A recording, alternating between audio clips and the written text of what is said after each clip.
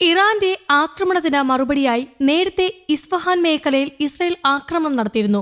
ഡ്രോണുകളും മിസൈലുകളും ഉപയോഗിച്ചായിരുന്നു പ്രത്യാക്രമണം. എന്നാൽ ഇസ്രയേൽ ഈ ആക്രമണത്തിലൂടെ വലിയ കാര്യങ്ങളാണ് ലക്ഷ്യമിട്ടതെന്ന വെളിപ്പെടുത്തലുകളുണ്ട്. ഇപ്പോൾ റഷ്യൻ നിർമ്മിത S-300 ആന്റി ബാലിസ്റ്റിക് മിസൈൽ പ്രതിരോധ സംവിധാനത്തെ ഉന്നമിട്ടായിരുന്നു ആക്രമണം എന്നാണ് റിപ്പോർട്ടുകൾ സൂചിപ്പിക്കുന്നത്.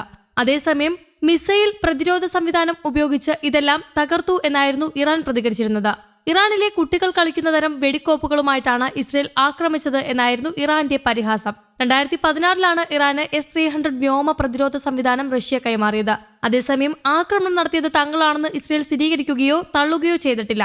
അമേരിക്കൻ വാർത്താ ഏജൻസികൾ ഇസ്രയേലാണ് ആക്രമണം നടത്തിയത് എന്നാണ് അവകാശപ്പെടുന്നത്. നേരത്തെ തന്നെ ഇറാൻ മിസൈൽ ഡ്രോൺ ആക്രമണങ്ങൾ ഇസ്രയേലിനെതിരെ നടത്തിയിരുന്നതാണ്. ഇതിനുള്ള മറുപടി എന്നോണമാണ് ഇതെന്നാണ് കരുതപ്പെടുന്നത്. ന്യൂയോർക്ക് ടൈംസും BBC-യും ഇറാനിൽ ആക്രമണം നടന്ന സ്ഥലത്തെ ഉപഗ്രഹ ചിത്രങ്ങൾ പരിശോധിച്ചിട്ടുണ്ട്. യുദ്ധവിമാനത്തിൽ നിന്നാണ് ഡ്രോണുകളും മിസൈലുകളും പ്രയോഗിച്ചത്. ഇസ്ഫഹാൻ വിമാനത്താവളത്തിന്റെ വടക്ക് കിഴക്കായിട്ടാണ് ഈ മിസൈൽ പ്രതിരോധ സംവിധാനത്തിന്റെ ഒരു ബാറ്ററി സ്ഥിതി ചെയ്യുന്നതെന്ന ഉപഗ്രഹ ചിത്രങ്ങളിൽ നിന്ന് വ്യക്തവുമാണ്. രഹസ്യ സങ്കേതത്തിലാണ് S-300 പ്രതിരോധ സംവിധാനങ്ങളുള്ളത്.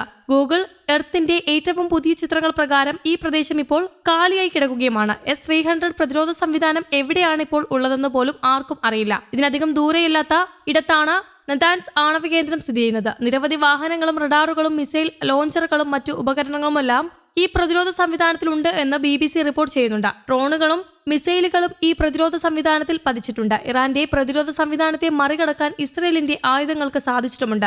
ചിലത് കണ്ടെത്താൻ പോലും സാധിച്ചിരുന്നില്ല. മിസൈൽ വ്യോമ പ്രതിരോധ സംവിധാനത്തിൽ ഇത് പതിക്കുകയും ചെയ്തിരുന്നു. BBC-യുടെയും ന്യൂയോർക്ക് ടൈംസിന്റെയും ഉപഗ്രഹ ചിത്രങ്ങൾ സൂചിപ്പിക്കുന്നത് മിസൈൽ പ്രതിരോധ സംവിധാനത്തിന് കേടുപാടുകൾ സംഭവിച്ചു എന്നാണ്. എന്നാൽ മിസൈൽ ലോഞ്ചറുകൾ കാര്യമായി ഒന്നും സംഭവിച്ചിട്ടില്ല. അതേസമയം ഏതളവിലാണ് നാശനഷ്ടങ്ങൾ ഉണ്ടായതെന്നും വ്യക്തമല്ല. ഇസ്രയേൽ ഉപയോഗിച്ച ആയുധങ്ങളെക്കുറിച്ചും കൃത്യമായ വിവരങ്ങൾ ലഭ്യമായിട്ടില്ല.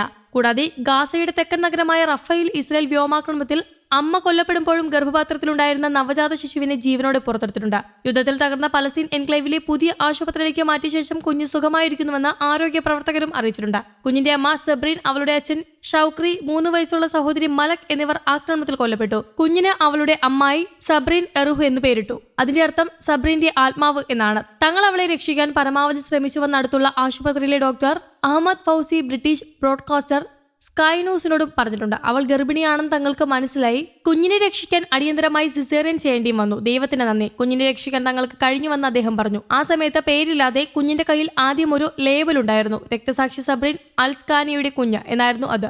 ഇനി മുതൽ അവളെ പരിപാലിക്കുമെന്ന് അവളുടെ അമ്മാവൻ പറഞ്ഞതായി സ്കൈ ന്യൂസും റിപ്പോർട്ട് ചെയ്തിട്ടുണ്ട്. News desk, Kerala Kaumudi.